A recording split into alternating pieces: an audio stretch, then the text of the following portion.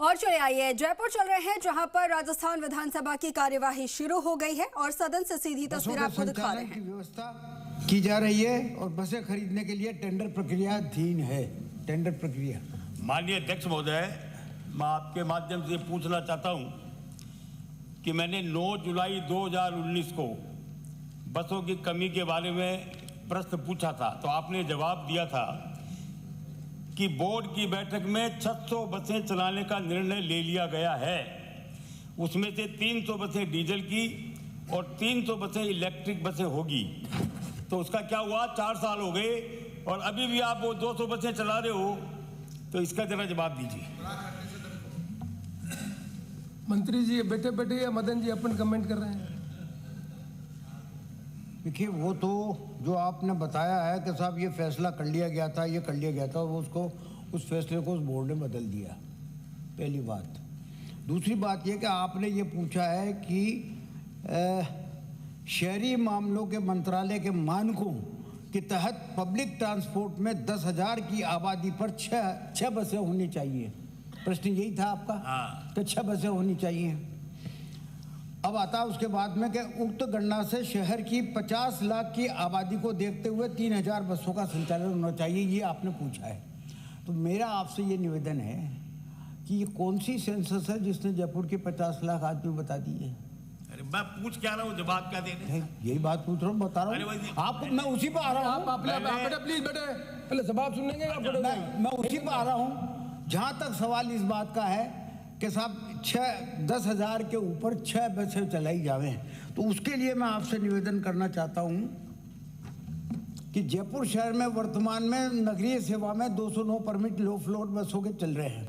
उनमें से 200 बसें 70 लो फ्लोर और 130 मिडी बसें ये JCTL के द्वारा संचालित हो रही हैं। मिनी बसों का संचालन निजी बस ऑपरेटरों मालिकों के द्वारा किया जाता है। परिवहन विभाग के द्वारा 2,291 परमिट जारी हुए हैं, लेकिन चल रही हैं 2,040। तो एक तो 2,040 होगी। अब ये 3,000 की जो आपने बताई कि 3,000 की बसें 3,000 बसें होनी चाहिए 50 लाख की आबादी में। तो पहला तो सवाल मेरा यही है कि 50 लाख की आबादी नहीं है जयपुर की, एक बात। दूसरी बात ये है कि कुल अब जोड़ के देख लो आप कि 2,040 तो वाहन चल रहे हैं आपके ये परिवहन विभाग की, ठीक है। 200 बसें वो चल रही हैं, तो ये हो गई 2,240। अब जो दिए गए हैं, जो टेंडर हो रहे हैं जिनके, वो JCTL के द्वारा जयपुर शहर में 100 इलेक्ट्रिक बसों के संचालन के लिए अनुबंध किया जा चुका है। 100 ये जुड़ गई। माननीय मुख्यमंत्री जी की बजट घोषणा में 23-24 में शहर में 300 बसें, 100 मिडी बसें और 200 बसें 12 मीटर लंबी वो मिलनी है। उसका टेंडर सर्विस मॉडल के आधार पर किए जाने की कार्रवाई प्रक्रियाधीन है। इसके अतिरिक्त ये तो बसें हो गई आपकी पूरी, जो मानक के हिसाब से कह रहे हो आप। अब सवाल ये रहता है कि हमने मेट्रो चलाई, मेट्रो में आज भी 45,000 आदमी जो है वो सफ़र कर रहा है। अब दूसरा रूट और चालू करना चाहते हैं, दूसरा प्रोजेक्ट और चालू करना चाहते हैं, लेकिन केंद्रीय सरकार की मदद कतई नहीं मिल रही हमें। ऐसी शर्तें उन्होंने लगा दी कि साहब MD हमारा होगा, चेयरमैन हमारा होगा और पैसा कुछ नहीं। तो ये सब बातें हैं। अगर उन शर्तों में आप रिलैक्सेशन करवा दो क्या तो फिर ये दूसरी मेट्रो में चल जाएगी, तो उससे भी कम से कम भी आपका 25-30 हज़ार आदमी और बढ़ जाएगा। तो पर जहाँ तक पब्लिक ट्रांसपोर्ट का सवाल है, जहाँ तक सच बिल्कुल मानकों के अनुसार जो है ये सरकार चलना चाहती है। आपने सरकारी बसें बंद कर दी, कम से कम 20 रूट बंद हो गए। उसमें जो सरकारी बसों में छात्रों को ID कार्ड दिखा के 50% की जो छूट मिलती थी, महिलाओं को जो 30% की छूट मिलती थी, सीनियर सिटीजन्स को जो छूट मिलती थी, वो बंद हो गई। अब केवल निजी बसों के आधार पर आपने उनकी मोनोपोली कर दी और ये सिटी बसें सरकारी बसें चला नहीं रहे। प्रश्न पूछना और मैंने जैसा कहा, मानिए कि 4 साल पहले आपने कहा कि 600 बसें चलाएंगे और अभी भी 200 बसें चल रही है। आप बात प्रश्न नहीं पूछना है, प्रश्न पूछना ही नहीं। आप प्रश्न पूछ रहे, ये बात बोल चुके हैं, बार बार बोलेंगे क्या? प्रश्न पूछे। प्रश्न पूछ रहा हूं कि 2019 में आपने 600 बसें चलाने की घोषणा की थी सदन में, और अब आप कह रहे हैं कि वो 200 बसें चल रही है, तो 600 बसों का क्या हुआ? इन 3000 के आंकड़ा दे दिया मैंने आपको। आप बसें चलाने में इंटरेस्टेड हो या छूट लेने में इंटरेस्टेड हो? अगला प्रश्न श्रीमती संतोष। सर ये क्या जवाब देते हैं? दोनों एक दूसरे को सुन नहीं रहे हो। प्रश्न संख्या 473।